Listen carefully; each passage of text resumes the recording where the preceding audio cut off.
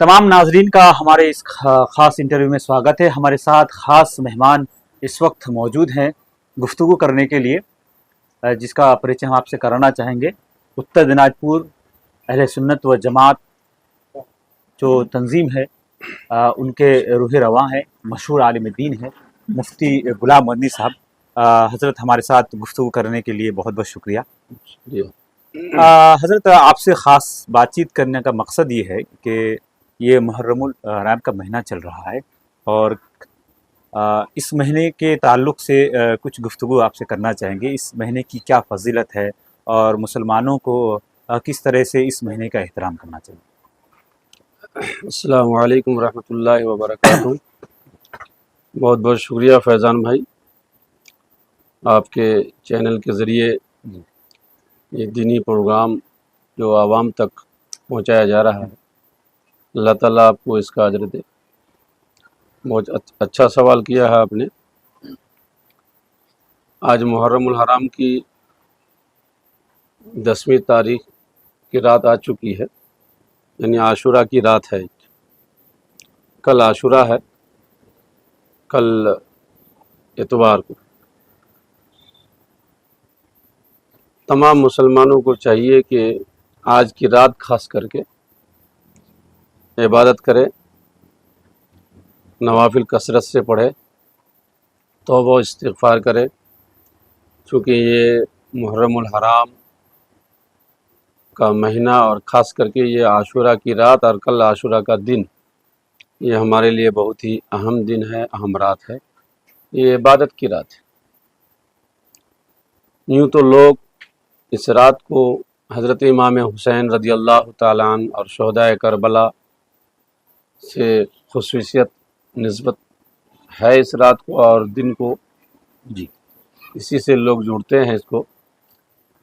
और मैं ये भी अर्ज़ करना चाहूँगा कि हज़रत इमाम हुसैन रज़ियल्लाहु ताला अन्हु की शहादत, शहदाए करबला की शहादत, उनकी क़ुरबानियाँ इस दिन से मुताल्लिक़ है, इस तारीख़ से वाबस्ता है। लेकिन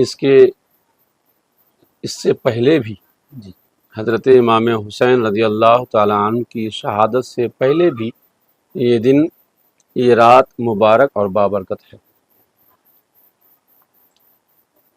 चूँकि 10वीं मुहर्रमुल हराम एक ऐसा मुबारक दिन है कि तारीख़ उठा के देखिए, हज़रत नूह अलैहिस्सलातु तस्लीम जब तूफ़ान नूह से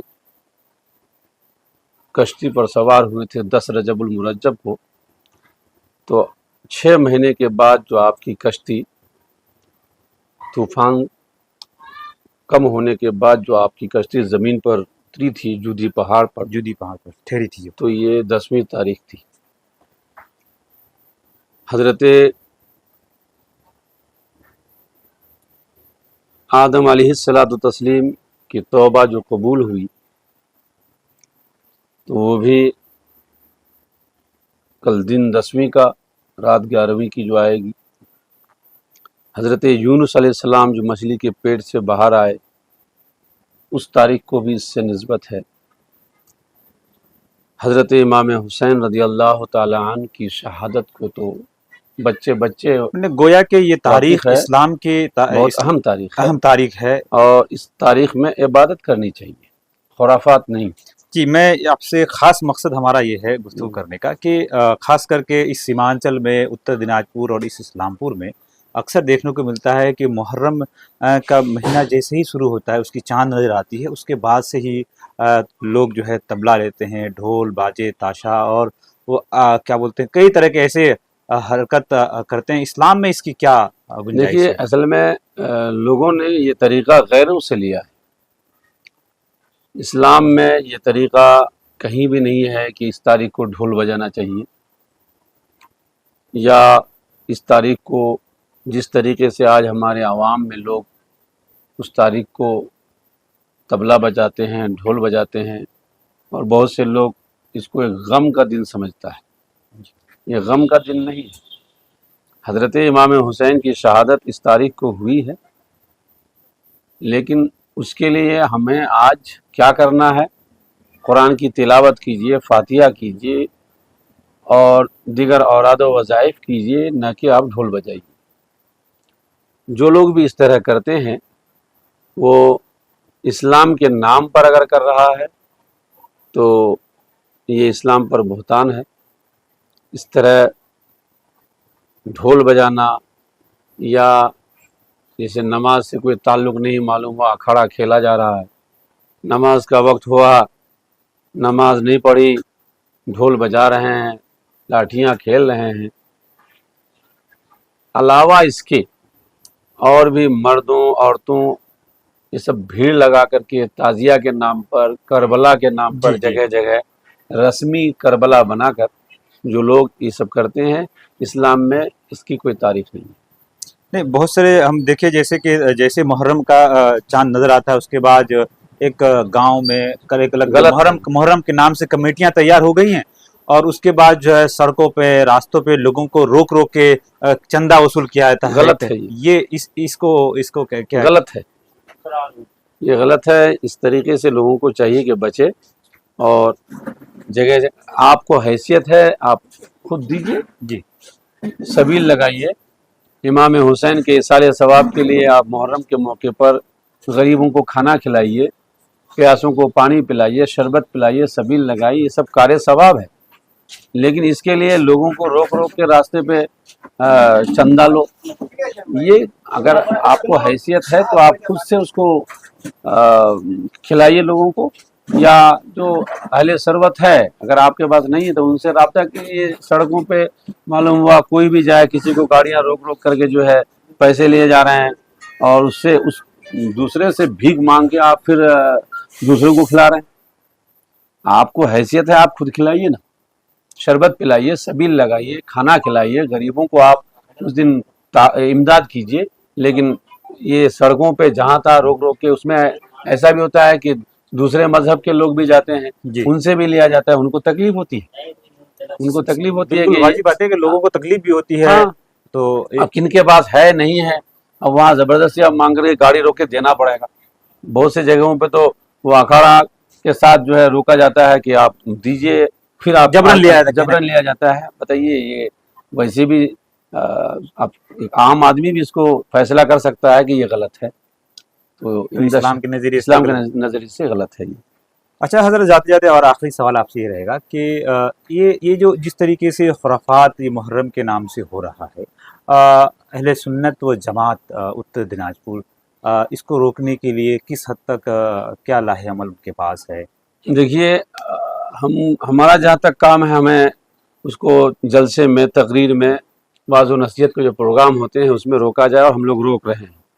اس سے پہلے بھی روکا ہے، اب بھی روک رہے ہیں، اور جو طریقہ ہے اس طریقے کو اپنائیں، قرآن خوانی کریں، ان شہداء کے نام پر ایصال ثواب کریں، فاتحہ خوانی کریں، یہ تو ٹھیک ہے۔ لیکن یہ اکھاڑا کھیلنا، یا خاص کر کے جو کربلا میں یہ جو رسمی کربلا جگہ لگائے، تعزیہ نکالا جاتا ہے، اب دیکھیے کتنی توہین کی بات ہے۔ وہ کاغذ کا بنا ہوا ایک چھوٹا سا کئی روپے میں خرید کے ملتا ہے، اور وہ لے کر کے گاؤں گھومتا ہے، لوگ اس میں چاول ڈالتے ہیں، کوئی پیسے 2 روپیہ 4 روپیہ 10 روپیہ اس طرح دیتا ہے، اور وہ گاؤں گھر دروازے پہ لے کے رکھتا ہے۔ یہ تعزیہ ہے، اور لوگ اس کی منت بھی مانتے ہیں، معاذ اللہ اس کی منت مانتے ہیں کہ اگر میرا فلاں کام ہو گیا تو میں تعزیہ جو ہے دوں گا، اور وہ 100-150 روپے میں خرید لیتا ہے اور بچوں کے حوالے کر دیتا ہے، اور نام اسلام کا دیتا ہے۔